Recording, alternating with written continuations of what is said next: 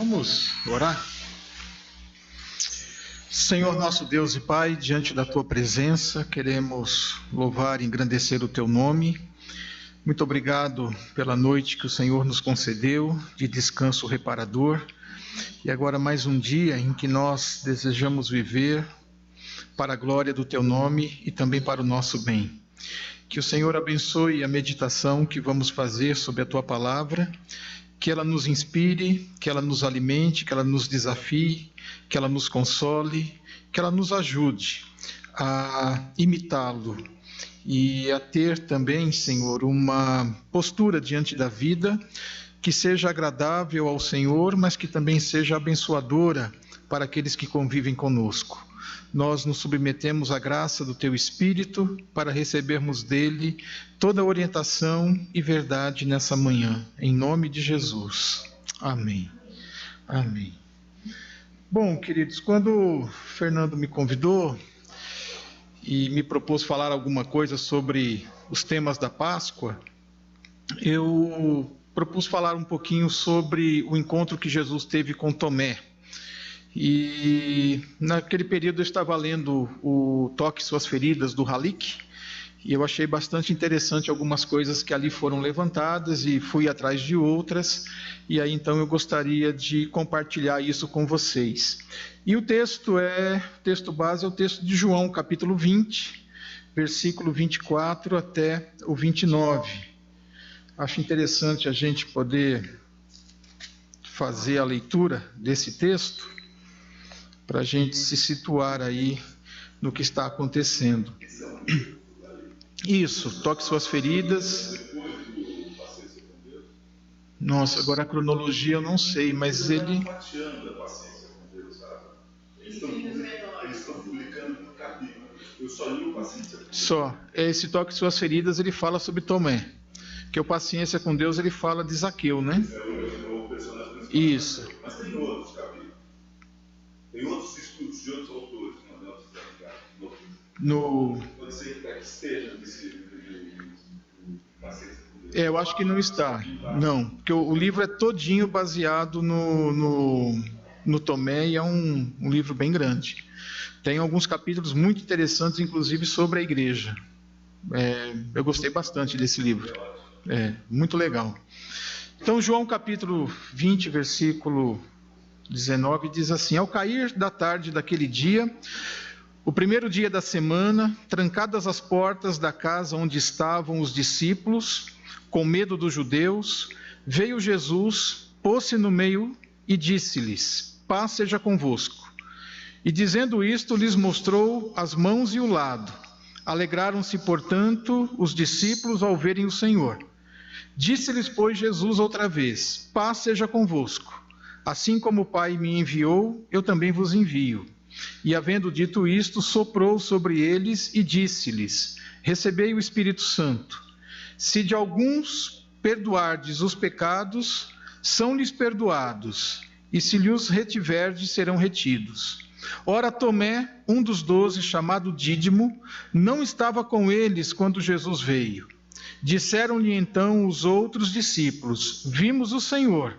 Mas ele respondeu: se eu não vir nas mãos o sinal dos cravos, e ali não puser o meu dedo, e não puser minha mão no seu lado, de modo algum acreditarei. Passado 8 dias, estavam outra vez ali reunidos os discípulos, e Tomé com eles. Estando as portas trancadas, veio Jesus, pôs-se no meio deles, e disse-lhes: paz seja convosco. E logo disse a Tomé: põe aqui o teu dedo e vê as minhas mãos. Chega também a tua mão e põe-na no meu lado. Não sejas incrédulo, mas crente. Respondeu-lhe então Tomé: Senhor meu e Deus meu. Disse-lhe Jesus: por que me viste e creste? Bem-aventurado os que não me viram e creram. Bom, queridos, Tomé, ele possui uma cadeira cativa na história do cristianismo, né? Me parece que a cadeira cativa que ele possui é a cadeira da incredulidade, porque a gente sempre ouve essa frase, eu sou como São Tomé, eu preciso ver para crer. E o grande problema das cadeiras cativas é que elas nos fecham os olhos para outros acontecimentos que envolvem a vida dessas pessoas que estão nessas cadeiras. Então, na nossa cabeça, Tomé é o cara incrédulo que precisa ver para crer, que precisa, pôr o dedo na ferida, e aí a gente perde essa função de pensar, porque tudo sobre Tomé já está pensado. Então, foi assim que eu me senti quando eu li o livro Toque Suas Feridas, o qual eu altamente recomendo, Porém, antes de entrar nesse encontro de Jesus com Tomé, eu queria poder trabalhar um pouquinho algumas coisas sobre a vida de Tomé e que eu acho legal a gente estabelecer. Acho que antes de nós pensarmos em Tomé como alguém incrédulo que precisava ver para crer, eu acho que a gente precisa pensar que, antes de tudo, Tomé ele era um homem de fé. Então, se nós pegarmos o texto bíblico de João, capítulo 11, versículo 11 a 16, nós vamos ver Jesus manifestando a intenção de ir até Betânia, onde Lázaro estava morto. E já havia ali uma certa situação entre os judeus e Jesus, e os discípulos então perguntaram: poxa, mas nós vamos lá para... Os judeus querem matar Jesus. E Tomé, então, nesse momento, demonstra ter uma fé muito corajosa, porque ele diz assim: nós vamos lá para morrer com ele.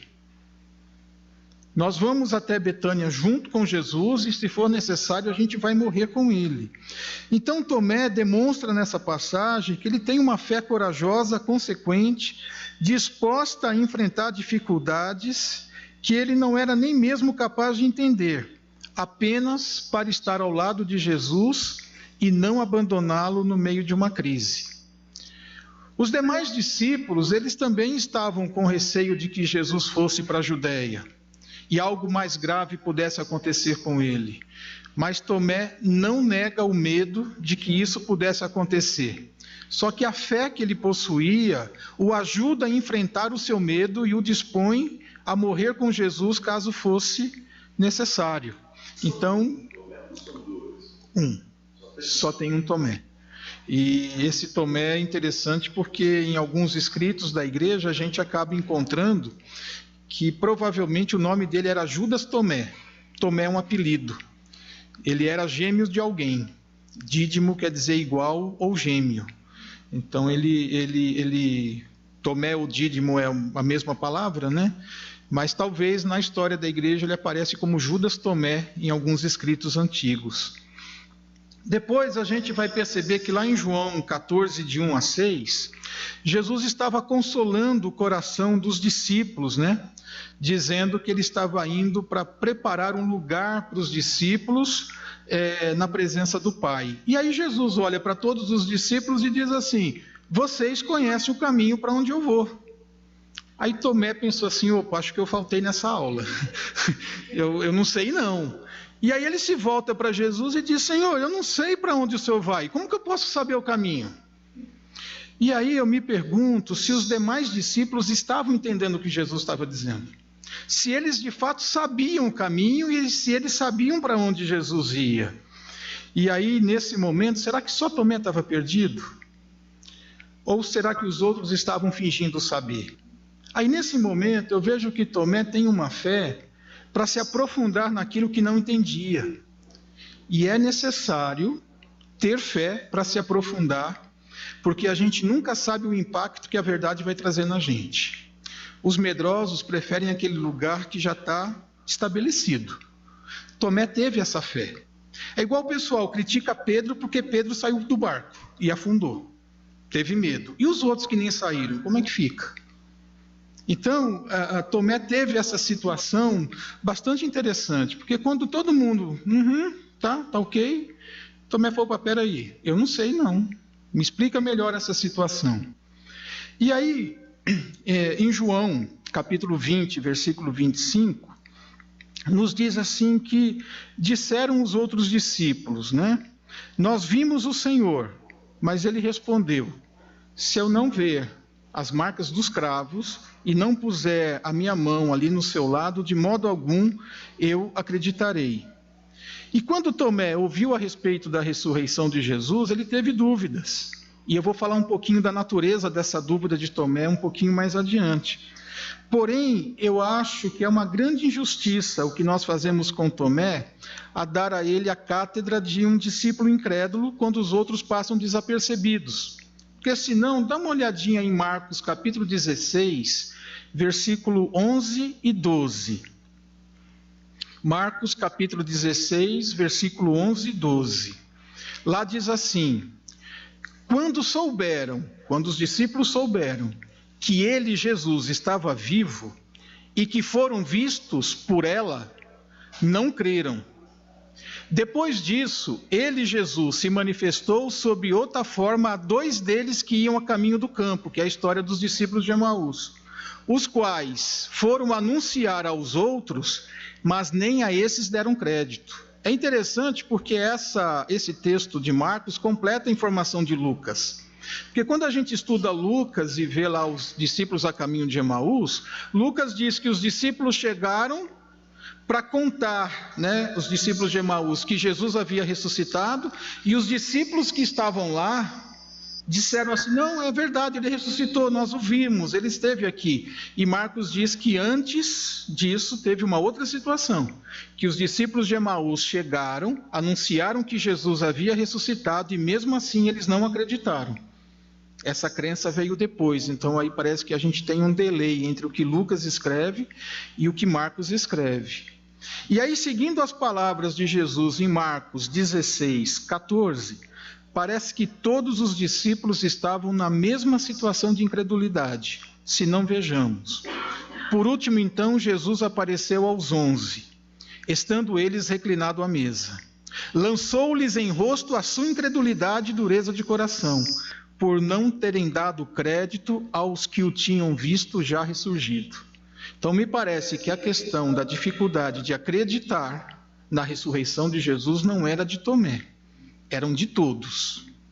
Eram de todos. Por isso, então, que eu coloquei aqui nesse título a incredulidade, porque o crer e o não crer estão permeando essa situação. Então, amados, me parece que a incredulidade e a dúvida pertenciam a todos os discípulos, mas talvez só Tomé teve coragem de expressá-las. E eu queria dizer para vocês que num ambiente de tantas certezas, como é o ambiente religioso e evangélico, é necessário muita fé para expressar as nossas dúvidas. Seria mais fácil conviver com elas, mas é necessário muita fé para a gente poder expressar as nossas dúvidas no meio de pessoas e de lugares. Sim, fica à vontade. Quero. Tem uma coisa também que aconteceu, que tem um evento que ele não participou, né? Todos estavam incrédulos. Sim. Todos, sem exceção. Sim. Acontece que o Senhor se põe na presença deles, que por uma razão, uma contingência, Tomé não dá. Exato. Então, todos eles tiveram uma experiência que Tomé ainda não tinha tido. Então, é diferente, você não pode comparar Tomé sem a experiência com os demais que tinham tido a experiência. Com a presença do ressuscitado. E antes da experiência, todos estavam em dúvidas. Na mesma posição. Ele só foi mais honesto e dizer: exato. Só vou acreditar se eu puder. Isso. Eu não sei se Tomé era incrédulo ou se ele era honesto na situação de expressar as dúvidas que ele tem, né? Então, às vezes, eu acredito que também a gente finge crer para não ser o diferente. Mas o interessante é que quando a gente expressa as nossas dúvidas, de uma maneira ou de outra, em algum momento essas respostas vêm. Eu me lembro até hoje, porque 3 de julho agora é o dia que a igreja celebra a memória de Tomé. E eu me lembro que um desses dias eu estava no mosteiro fazendo o retiro há muitos anos atrás, porque o prior ainda era o Dom Lucas.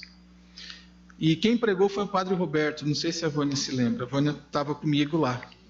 O Padre Roberto diz assim: a história de Tomé me enche de esperanças, porque eu também sou um homem que tenho muitas dúvidas. E quando a gente convive com as nossas dúvidas, o Senhor vem e mostra para nós, está aqui, ó, num determinado momento, né, Ele emancipa essas dúvidas. Então eu tenho esperança de que ainda as minhas dúvidas encontrarão em Deus uma resposta, ou aqui ou lá. E aquilo me encheu de muita alegria. E o sermão dele foi de 5 minutos, né? Foi praticamente só isso. A dúvida não deixa de ser uma busca, né? Isso. É uma busca humilde. Então, exato. É perfeitamente saudável na fé. O Halik, ele vai dizer, tanto no Noite do Confessor, quanto no Toque às Suas Feridas, e no Paciência com Deus, que precisa se fugir das respostas fáceis, que seria o ateísmo, a negação, ou o fundamentalismo, as respostas prontas. E que a fé não é um elemento para solucionar o mistério, mas que nos ajuda a viver com o mistério, sem tentar resolvê-lo, né? Então, Tomé viveu esse tema, né? Bastante interessante isso. Em João capítulo 21, versículo 2, relata que quando Jesus se manifestou junto ao mar de Tiberíades, estavam juntos Simão Pedro, diz a Bíblia, Tomé, chamado Dídimo, Natanael, que era de Caná da Galileia, os filhos de Zebedeu e mais 2 dos seus discípulos. E aí então o que a gente percebe nessa caminhada é que Tomé continua junto com os discípulos, e a sua presença no meio do grupo de discípulos mostra a sua fé em Jesus e o seu desejo de esperar, junto com esses discípulos, as promessas acerca do reino de Deus. E foi graças a essa esperança de Tomé que ele teve mais uma oportunidade de ter um encontro com Cristo ressuscitado ali no mar de Tiberíades. E aí ele também compartilha, né, ele vivencia daquela experiência da pesca maravilhosa e da renovação do chamado de Pedro, né, depois de Pedro ter negado Jesus e por 3 vezes, e aí por 3 vezes Jesus dá a oportunidade dele reafirmar o seu amor, e aí Tomé tem essa fé que nos permite aguardar as respostas de Deus, ou viver em resignação, mesmo quando essas respostas não chegam. E é para isso que nós cremos. Nós cremos para que, diante do mistério que a gente não compreende, a gente possa ainda permanecer de pé.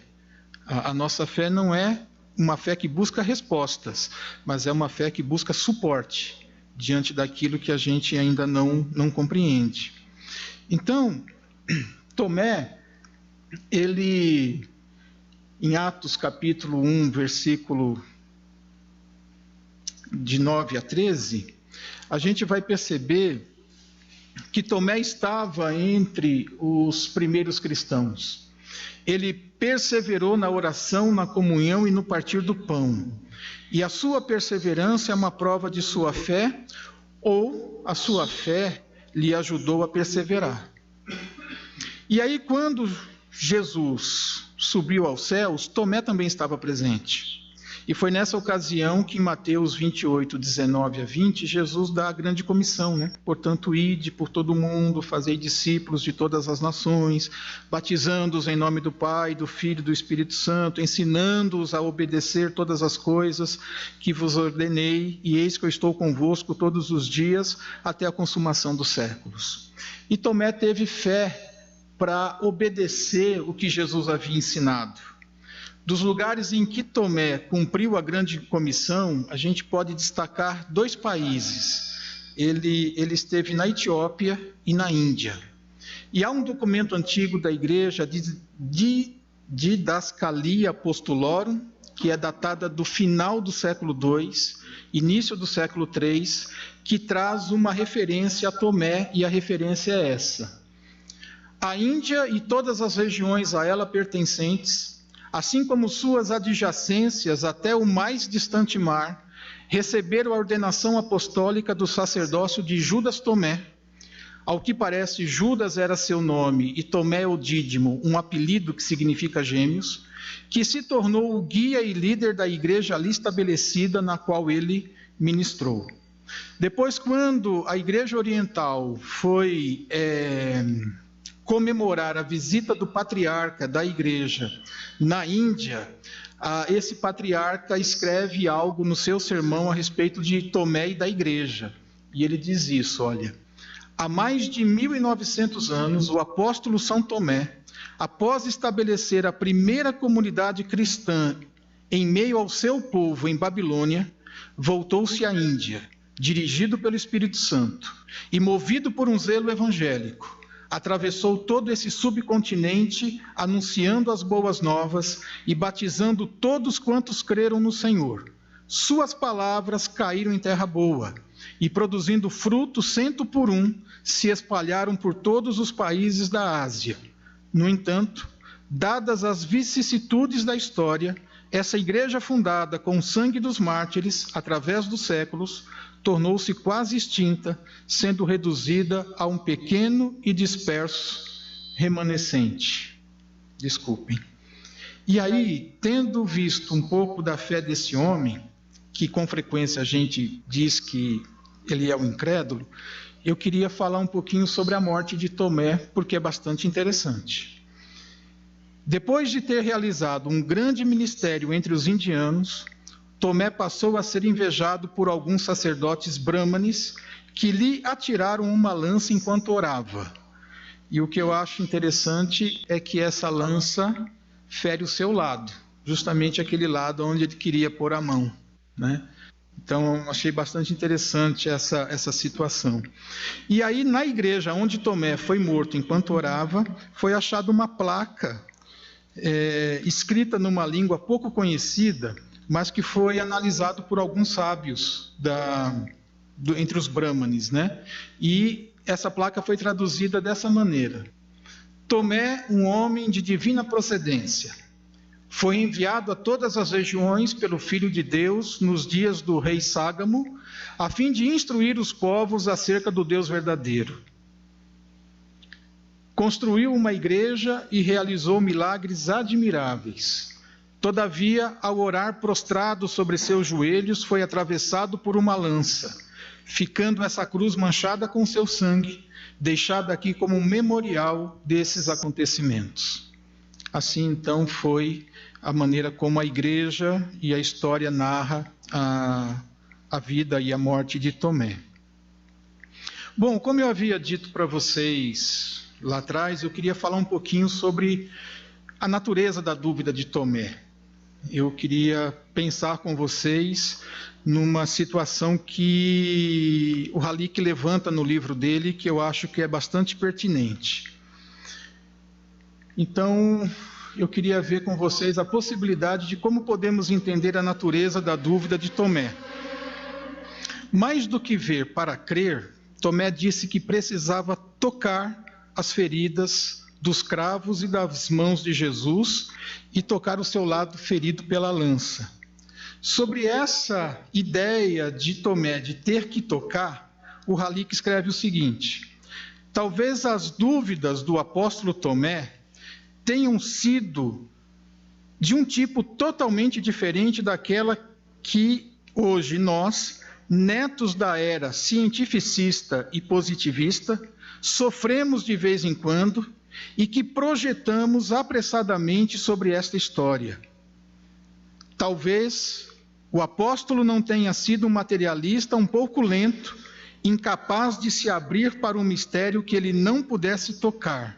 E aí o Halík completa: ele levou a sério, e talvez a notícia, ele levou a cruz a sério, e talvez a notícia da ressurreição tenha lhe parecido um final feliz, fácil demais para a paixão de Cristo.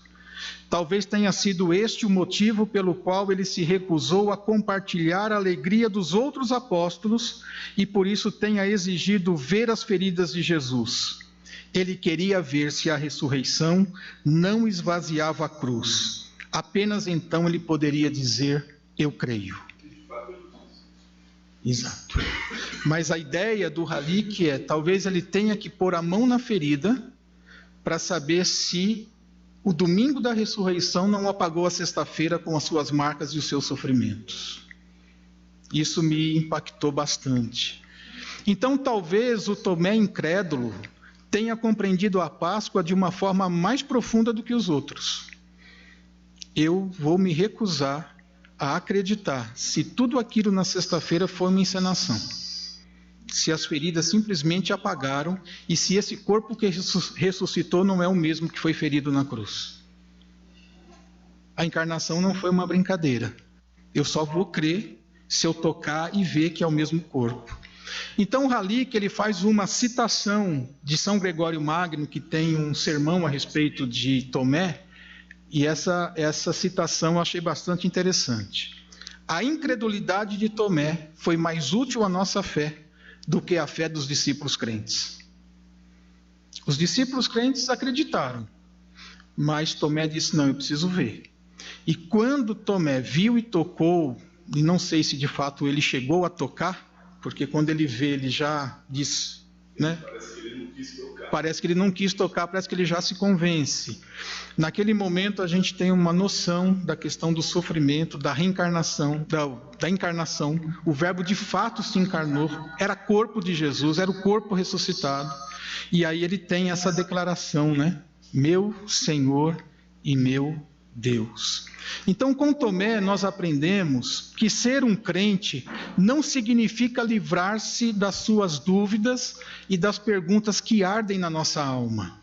Ser, de fato, um cristão é tomar a cruz das nossas incertezas, dos nossos paradoxos, das nossas dúvidas e seguir a Cristo mesmo com essa cruz.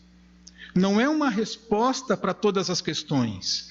Então, às vezes, né, quando a gente mais antigo vê aquela frase evangelística, Cristo é a resposta, às vezes não. Cristo é o paradoxo, não é a resposta. Não sei se ele é a resposta para tudo. Ele é o paradoxo. Ele é essa contradição. Ele é o Deus que se fez homem. Ele é o Deus imortal que na cruz morreu. Ele é o todo que se fez nada. É aquele que não pecou, mas que se fez pecado em nosso lugar. Então, me parece que Cristo não é uma resposta assim tão simples e tão fácil da gente abraçar. Quando nós estávamos fazendo um trabalho evangelístico lá, muitos anos atrás, o grupo usou essa frase no campo, né? Isso é a resposta. E aí um estudante escreveu, qual é a pergunta? Essa é a grande questão. Então, com Tomé, a gente vai aprender que a fé não é um objeto de posse a qual a gente pode afirmar que temos ou que não temos. Para Tomé, a fé é um caminho que nós passamos a percorrer quando nós somos capazes de tocar as feridas do ressuscitado. Para Tomé, a fé não é um objeto de posse, que eu tenho ou não tenho fé. Para Tomé, a fé é um caminho que eu vou percorrendo na medida em que eu toco as feridas do ressuscitado e vou reconhecendo a sua presença na minha própria vida. Então não é um objeto, é um caminho. Não é algo que eu possuo, mas é um caminho que eu me disponho a trilhar, o caminho da fé. Oi.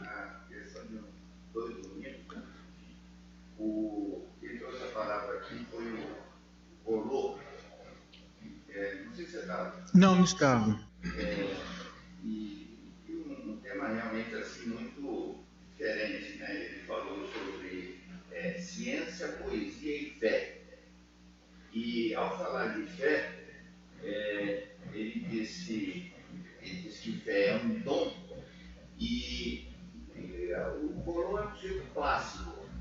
Mas quando ele falou disso, raramente eu vi uma situação parecida. Ele, não sei se empolgou, até se alterou, e falou assim com uma voz firme, uma voz mais alta do que normalmente fala, diz, e se você tiver fé, dê muitas graças a Deus.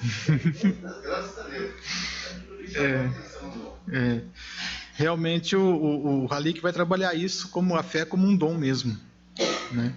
E o Dom Geraldo, o monge que eu conheci lá em Ponta Grossa, que faleceu, ele dizia assim, a gente não pode criticar as pessoas por elas não terem fé. A fé é um dom de Deus. Como que elas podem ser criticadas por não terem recebido algo?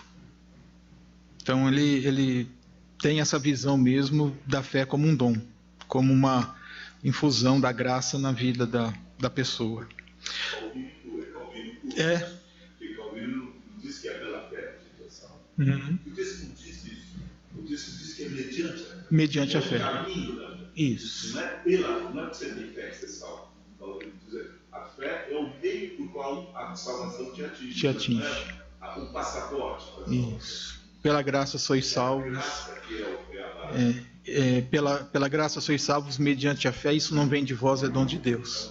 É um dom de Deus. Então, para Halleck, a história da paixão, ela é emoldurada por duas afirmações. E ambas as afirmações são feitas em referências a Jesus e as suas feridas. A primeira afirmação é a afirmação de Pilatos, quando ele leva Jesus, já coroado, todo supliciado, olha para os judeus e diz assim: este é o homem, vê o homem, é esse aqui. E a segunda afirmação que Halleck coloca como sendo a emoldurada, né, que emoldura a paixão, é a afirmação de Tomé, quando Tomé diz: vê, este é o Deus. E faz uma referência, né, uma delas, à humanidade de Cristo. Pilatos, vê o homem. E a outra faz a sua divindade, vê o Deus. E aí, para Halleck, entre uma e outra afirmação está o mistério da Páscoa. Vê o homem, vê Deus. Entre essas duas molduras está o mistério da Páscoa. Então, Jesus, supliciado diante de Pilatos, é a exata representação da humanidade ferida. Uma vez que, por meio do mistério da encarnação, Jesus está presente na humanidade de qualquer pessoa. Então, não foi sem propósito que o próprio Cristo afirmou que aquele que der de comer a quem tem fome, que der de beber a quem tem sede, que acolher o estrangeiro, que vestir o que está nu, e que visitar aquele que está doente ou encarcerado, foi a ele que fez essas coisas. Então, ainda hoje, Cristo está ferido, esperando que a gente toque as suas feridas. Toda. Claro. Só para enriquecer. Porque a gente não tem suficiente informação lendo o Novo Testamento, ou é difícil capturar essa informação, mas a história da igreja dá bastante testemunho de que a igreja apostólica ela lutou muito contra o agnosticismo, não é isso? Isso. Ou seja, uma visão de Deus apenas espiritual. Não é isso? Isso. E por isso que o Novo Testamento enfatiza tanto a corporeidade de Jesus Cristo, e especialmente na ressurreição, que foi o tema da aula do Fernando Oliveira semana passada. Isso. É muito intenso a corporeidade de Jesus Cristo, porque ele está lutando contra o agnosticismo, contra o platonismo. Deus é um ser que está lá em cima, não tem nada a ver com os humanos. Uma energia. E essa aqui não. É uma visão encarnada do Evangelho. Eu creio na ressurreição dos corpos, diz, não é isso? Exato. O credo apostólico faz duas afirmações sobre a ressurreição. Eu creio na ressurreição dos corpos e eu creio na ressurreição de Jesus Cristo. Então, é uma ressurreição referida a um corpo. Não é apenas um espírito. Exato. E em cima dessa questão do agnosticismo, o João ele até escreve, porque ele é um dos que combate o agnosticismo. Isso. Se alguém afirmar que Jesus não veio em carne, esse espírito não pertence a ele. E ele diz mais, aquele que nós tocamos, aí ele se junta Tomé. Exato. Nós que tocamos o ressuscitado. Isso. Me parece que tanto Tomé quanto João foram grandemente impactados pela lança que feriu o corpo de Jesus. Porque Tomé diz, eu tenho que pôr a mão do lado ali, eu tenho que meter a mão ali onde a lança... Parece que essa cena, né, diz assim, olha, aqui eu vou viajar. O cara ser crucificado com os cravos nas mãos, ele pode até de repente fingir que morreu. Mas sobreviver àquela lança, não. Então eu tenho que pôr a mão ali.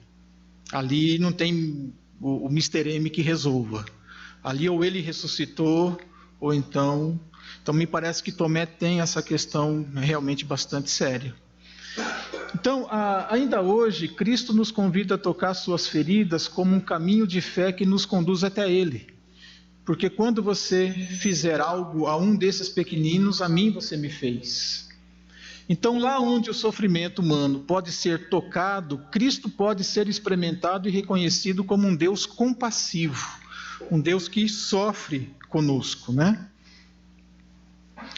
E conta-se uma história de Pascal, que quando ele foi suspenso da Eucaristia, porque a ortodoxia dele estava sendo posta em xeque, então ele não podia mais participar da Eucaristia, ele passou a cuidar de uma pessoa pobre e doente, levou para a casa dele e passou a cuidar, porque ele acreditava que cuidando daquele pobre e daquele doente, ele estava recebendo na casa dele o corpo de Cristo. Era essa a visão da identificação do Cristo sofredor com todo humano que sofre. Eu de alguma forma,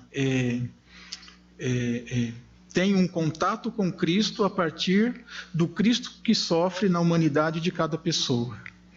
E aí, quando alguém não consegue mais encontrar Cristo no ambiente das igrejas, nos seus sermões, nas suas celebrações e nas suas doutrinas, Cristo, se oferece a cada um de nós na possibilidade de encontrá-lo nas pessoas que sofrem. Todas as vezes que fizestes isso a um dos meus irmãos menores, a mim o fizestes. Então, se a gente pode encontrar Cristo no sofrimento humano do outro, eu também queria dizer para vocês que a gente pode encontrar Cristo nas profundezas da nossa própria dor. Cristo só não sofre na humanidade do outro, Cristo também sofre na minha própria humanidade. Esse sentido que o Ralik está dizendo, toca as minhas feridas. Isso, toca as minhas feridas nesse sentido. Então, queridos, Cristo, quando veio a nós, ele não escondeu as suas feridas. Ele vai lá e expõe e mostra. Põe o dedo aqui, põe a mão aqui. Então nós podemos crer que ele também nos encoraja a nos despir das nossas armaduras e das nossas máscaras, das nossas maquiagens, e contemplemos as feridas e cicatrizes que escondemos dos outros e muitas vezes de nós mesmos. Da mesma forma como Cristo expôs a sua ferida e permitiu ser tocado nela, então nós podemos entender que também nós somos incentivados por esse Cristo a expor as nossas feridas e a permitir sermos tocados nessas feridas. Queria contar uma coisa. Quando eu era jovem, tinha uma história específica que me causava muito sofrimento. E eu até ia na igreja, mas eu ainda tinha uma visão que era melhor Jesus não se meter nos seus problemas, porque eles eram grandes demais. Deixa ele lá, bonitinho. Exatamente no sentido que eu estava falando. Aí eu fui conversar com um pastor e ele falou um negócio tão legal que eu nunca esqueci. Ele falou assim: imagina Jesus nesta cena com você, pegando na sua mão, olhando para você com amor e com compaixão, dizendo: eu estou vivendo isso junto com você. Foi uma coisa muito importante. Porque quando a gente tem as feridas, isso mistura com as nossas falências, os nossos erros. Muitas vezes, uma coisa que nos magoa, a gente responde com pecado. E aí, colocar Jesus numa situação de ferida, realmente muda. Exato. E da mesma forma como a gente pode tocar as feridas do Cristo na ferida do outro, Cristo pode tocar as nossas feridas nas mãos do outro. Quer dizer, não sou eu apenas que toco as feridas de Cristo quando eu toco a ferida de um humano ferido. Mas Cristo toca nas minhas feridas quando um humano toca em mim também. Então, não adianta eu querer... Isso. Você nunca sabe quem é o Cristo, é o que está caído, ou o que está chegando. Fica na dúvida, deixa isso. Exatamente. Então, não é só apenas eu enxergar o Cristo no pobre, mas é permitir que o outro enxergue o Cristo em mim e nas minhas próprias feridas. Porque às vezes nós temos até uma abertura para tocar na ferida dos outros e ajudar os outros. Mas às vezes nós não temos humildade suficiente para permitir que os outros toquem em nós e nos ajudem. Nós queremos ser o Cristo na vida do outro, mas não deixamos que o outro seja o Cristo na nossa vida. A gente, às vezes, quer ajudar o outro a carregar a sua cruz, mas a gente não quer nenhum sirineu que carregue a nossa. Então, me parece que... É uma coisa tão incrível, né? Que o Cristo tivesse aceitado que um homem ajudasse ele a carregar a cruz. Exato. É incrível. Assim, incrível, incrível. E eu não sei, realmente... Eu estava conversando com o Abade no Mosteiro de Ponta Grossa, agora na Páscoa, que eu e a Vânia passamos com eles lá, né? Eu disse para ele assim: eu tenho percebido nesses últimos dias o quanto eu sou orgulhoso para aceitar a graça de Deus.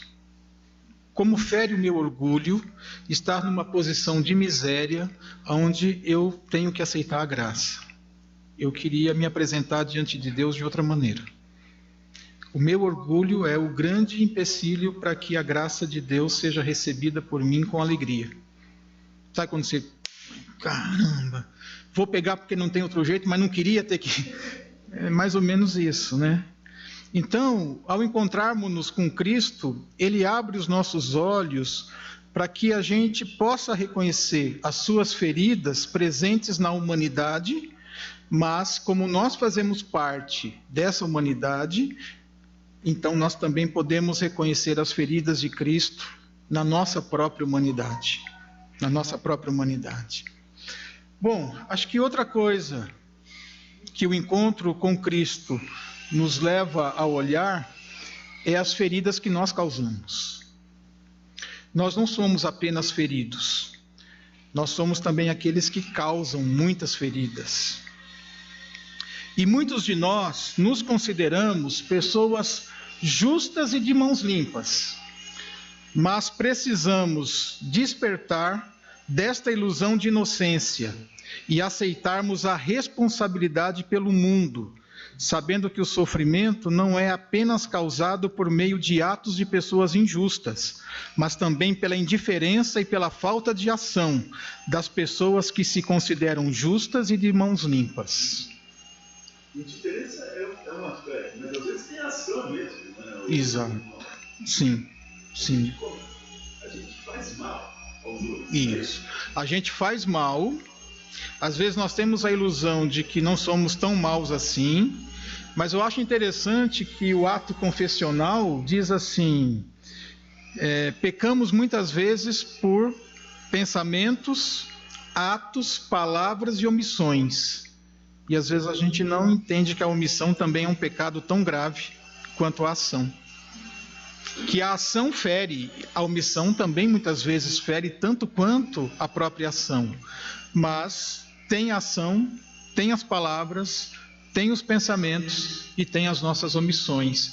E nós precisamos assumir responsabilidade por isso. Porque senão acredito que a gente vai ser tomado pelo espírito de Caim. Por acaso eu sou responsável pelo irmão que tu me destes? E a resposta é sim. Você é responsável pelo irmão que eu te dei. Assim como o irmão que eu te dei é responsável por você. Não tem como fugir. Nós estamos todos nessa arca chamada humanidade. E ali então nós somos responsáveis uns pelos outros. Não tem como fugir disso. E somos também corresponsáveis pelo fracasso do mundo, né? Exato. Portanto, às vezes a igreja se coloca numa posição que ela não tem nada a ver com isso. Não, o mundo fracassado tem a ver comigo. Exato. Eu estava lendo a ortodoxia Chesterton, né? Chesterton. Isso. E aí alguém faz uma pergunta para ele, né? Uma entrevista de uma revista dizendo assim... Eles estavam fazendo essa pergunta para vários teólogos. O que o senhor acha que há de errado no mundo? E aí a resposta dele foi: eu. Obrigado. O que tem de errado no mundo? Eu. Essa foi a resposta simples dele, né? Então eu acho bastante interessante. Nesses dias, o Padre Brown, que é uma criação do Chesterton, quem quiser ver, esse grande teólogo inglês. Isso. Essa série chama-se o Padre Brown. Vou procurar isso. Então, uma fé que pretende fechar os olhos diante do sofrimento humano e do próprio sofrimento não é nada mais do que ilusão, do que ópio, uma fuga. E aí é dessa fé que o Halleck diz: eu também sou ateu, se a fé for isso. Eu concordo com os ateus nesse sentido. Se a fé for um instrumento para negar o sofrimento humano ou o sofrimento próprio, isso é uma pura ilusão e eu estou fora disso. Então, nós somos chamados a tocar as feridas do Cristo, as feridas de Cristo presente nas feridas e no sofrimento do mundo e da humanidade. Assim, a fé se abre para nós como um caminho que nos conduz a Cristo e podemos finalmente declarar: Senhor meu e Deus meu. O Halik até fala num dos capítulos do Toque às Suas Feridas a questão de que se ele chegasse numa igreja que não fosse uma igreja que fere e uma igreja que também é ferida, ele não entraria nessa igreja. Porque às vezes nós queremos uma igreja perfeita, e se a igreja fosse perfeita, ela seria Deus, ela seria o próprio Deus. Então, dentro da igreja há o fato da igreja ser ferida e há o fato da igreja também ferir. E ele diz assim: isso faz parte da nossa própria humanidade, a gente precisa encarar isso. Essa postura, né, diante do outro, frente ao mundo também, né? Eu preciso do perdão do mundo também. Isso, exato. Os erros que historicamente temos cometido. Isso. É interessante porque acho que foi o Pio XI, né, que teve uma ligação forte com o nazismo, e depois aí Pio XII, e aí a igreja pede perdão, né, em relação à ação que ele teve, né? Ele basicamente se omitiu. Ele se omitiu. E é interessante porque a gente vê isso com Jonas, né? Quando Jonas está no navio, e o navio está lá balançando, e o pessoal lança sortes, e a sorte cai sobre ele, e aí ele diz assim: não, eu sou um hebreu, estou fugindo de Deus, pode me lançar no mar que está tudo certo. Quer dizer, ele reconhece o erro dele, assume esse erro, e diz que os marinheiros se converteram. Então me parece que muito mais do que a perfeição, quando nós temos a capacidade de assumir o nosso erro, de pedir perdão por esse erro, isso também impacta a vida das pessoas. Não sei se é perfeição que as pessoas procuram, mas eu acho que é essa sinceridade. Olha, o erro foi nosso, nós erramos, nos perdoa, o erro foi esse, podem nos jogar na água. E aí parece que o mundo espera da igreja isso, que ela se arrependa dos seus pecados e não se coloque numa posição de inerrância, né, e de infabilidade. O Jonas levou as últimas consequências do cara que você citou aí, né? O erro do mundo sou eu. Isso. O Jonas não só disse quanto Assumiu e pagou o preço. Pagou o preço. Bom, queridos, para encerrar então, após isso tudo que nós falamos, cada um de nós decidimos como e em qual medida vamos nos empenhar concretamente no esforço de curar as feridas humanas, a nossa e a dos outros. Então era isso que eu queria compartilhar com vocês. Aliás, nós tivemos aqui também um pastor armênio, há uns momentos atrás, e ele explicou que salvação é a mesma raiz da palavra cura. Eu queria comentar que essa é a última aula do curso sobre a última semana de Jesus. Obviamente, o grande foco desse curso é a morte e a ressurreição de Jesus Cristo. Mas essa aula desenha um caminho para a gente. Nós somos muito felizes de ter tido essa aula, porque você está dando vida depois da ressurreição. O caminho é esse. Isso. O caminho é esse. Tem um minuto, né? Tem? Não, eu já encerrei. Não, porque a Isabelle me mandou um negócio que me comoveu. Porque ela me mandou uma história verdadeira, não sobre esse Papa, mas do anterior, que um sacerdote estava cumprimentando o Papa naquele segundo que dá, e ele disse que o Papa ora pelo fulano que tal meu amigo. E o Papa, como é que se diz? Se comoveu com aquela frase e mandou chamar o sacerdote no outro dia. A Isabel que mandou isso. E ele perguntou para o sacerdote: por que se trata? Ele foi um companheiro meu do seminário que perdeu a fé. E não é mais nada. E eu estou orando por ele. O Papa se interessou pelo caso e mandou chamar esse sujeito. e descobriu que ele era um morador de rua, porque ele se formou em teologia, não muito a ele. E chamou o cara e falou: escuta, eu quero me confessar para o senhor, mas eu não fui ordenado sacerdote, eu sou o bispo de Roma. Eu, em nome do Pai, do Filho e do Espírito Santo, você é sacerdote, agora ele aceita a minha confissão. E o homem ficou assim, que não sabia o que fazer. E o Papa se confessou com ele, pediu perdão pelos seus pecados. E o homem se arrependeu também dos seus pecados e voltou à fé.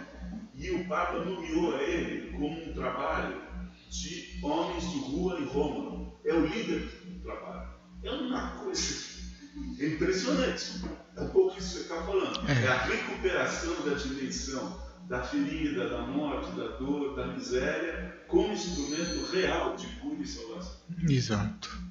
O Halik, nesse Toque Suas Feridas, ele conta uma história de São Martinho, que é, né, que diz que São Martinho estava num momento de contemplação e aí apareceu a figura de Cristo para ele. E ele achou um pouco estranho, porque ele olhou para aquela figura e disse assim: deixa eu ver as suas feridas. E quando Cristo fez assim, não tinha ferida. E ele diz que era Satanás tentando se passar por um anjo de luz para enganá-lo. Então achei interessante essa colocação, essa história de São Martinho, que para mim, se é verdadeira ou falsa, pouco importa, mas essa noção de que o nosso Cristo é um Cristo ferido. E na sua ferida ele se identifica com todos os que estão feridos. E que nós estamos tão prontos para adorá-lo dentro de um ambiente seguro e agradável, mas nós não estamos dispostos a tocá-lo nas feridas, ou no ferido em quem ele se oculta. Então, eu conheci um sacerdote que tinha um trabalho com moradores de rua, e ele tinha uma frase que em todas as casas de acolhimento ela estava lá impressa. Ele disse assim: Senhor, tu dissestes que se ocultaria no pobre, no indigente, no faminto, no sedento e no enfermo. Eu cuidarei de ti. E aí então essa visão, né, de que ele recebia o Cristo, não só o Cristo sacramentado na hóstia, mas o Cristo sacramentado na figura do pobre e do outro que sofre. Aonde houver um sofredor, ali está o sacramento da presença do Cristo, porque ele disse que se faria presente ali. Então isso de alguma forma tem que mudar como nós vamos lidar com a pós-ressurreição. O caminho de Emaús já é um sinal disso, que a presença do Cristo não seria mais como foi durante o ministério de 3 anos. Agora Cristo estaria oculto naquele que caminha do meu lado e que eu não consigo reconhecê-lo. Cristo está no estranho que comigo anda e eu preciso reconhecê-lo na figura dessa pessoa. Bom, queridos, obrigado pela paciência. Deus abençoe as nossas vidas.